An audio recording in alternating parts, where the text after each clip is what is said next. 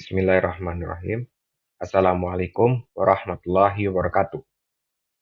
Perkenalkan, nama saya Edro Tama dengan NPM 2508260233 akan menjelaskan materi penyakit terkait pneumonia pada blok basic sistem organ yang pertama. Pneumonia merupakan infeksi akut pada parenkim paru yang menyebabkan inflamasi pada alveolus sehingga alveolus terisi cairan, sel inflamasi, dan eksudat. Kondisi ini mengganggu proses pertukaran gas antara oksigen dan karbon dioksida sehingga dapat menimbulkan hipoksemia. Secara anatomi, sistem respirasi terdiri atas saluran napas atas dan bawah. Udara masuk melalui hidung menuju trakea, kemudian bercabang menjadi bronkus, bronkiolus, dan berakhir di alveolus sebagai tempat utama pertukaran gas dengan kapiler paru. Menurut Murray dan Nadas, Textbooks of Respiratory Medicine tahun 2022, penyebab pneumonia paling sering adalah bakteri seperti Streptococcus pneumoniae, Haemophilus influenzae, dan Staphylococcus aureus.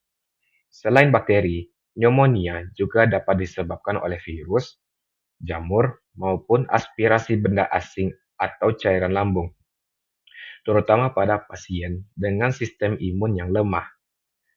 Pneumonia terjadi ketika mikroorganisme berhasil melewati mekanisme pertahanan salur napas dan mencapai alveolus. Masuknya patogen akan mengaktifkan sistem imun, sehingga terjadi pelepasan mediator inflamasi yang menarik neutrofil dan makrofag ke lokasi infeksi. Sebagai akibat, alveolus akan dipenuhi oleh cairan inflamasi atau eksudat yang menghambat difusi oksigen. Lalu menurut Harrison Principle of Internal Medicine tahun 2022, gangguan pertukaran gas tersebut menyebabkan penurunan kadar oksigen dalam darah atau hipoksemia yang memicu sesak napas.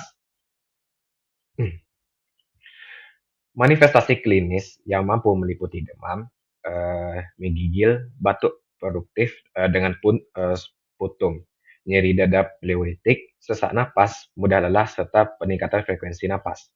Pada pemeriksaan fisik dapat ditemukan rongki basah, peningkatan frenitus vokal, suara napas bronkial, dan penurunan saturasi oksigen, terutama pada kasus yang berat.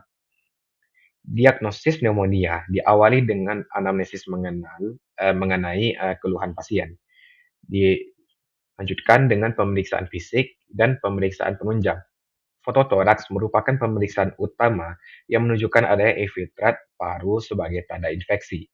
Pemeriksaan laboratorium dapat menunjukkan leukositosis, sedangkan pemeriksaan sputum dan kultur dilakukan untuk mengidentifikasi penyebab infeksi, sehingga terapi antibiotik dapat diberikan secara tepat. Lalu, menurut Harrison Principle of Internal Medicine tahun 2022, terapi utama pneumonia adalah pemberian antibiotik sesuai dengan penyebab dan tingkat keparahan penyakit.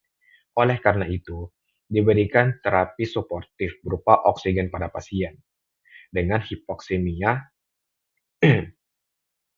cairan yang cukup untuk mencegah dehidrasi, antipiretik untuk mengatasi demam, serta istirahat yang adekuat. Pada kasus yang berat, pasien mungkin memerlukan perawatan di rumah sakit, bahkan ventilasi mekanis bila terjadi gagal napas. Apabila tidak ditangani dengan baik, pneumonia dapat menyebabkan berbagai komplikasi, antara lain efusi pleura, emphysema, abses paru, sepsis, gagal napas akut, hingga kematian. Oleh karena itu, diagnosis dini, terapi yang tepat, serta pencegahan melalui vaksinasi, menjaga kebersihan diri, dan menghindari faktor risiko seperti merokok sangat penting untuk menurunkan angka morbiditas dan mortalitas akibat dari pneumonia tersebut. Oke, sekian penjelasan materi penyakit terkait pneumonia pada blok basic sistem organ pertama. Sekian, terima kasih. Wassalamualaikum warahmatullahi wabarakatuh.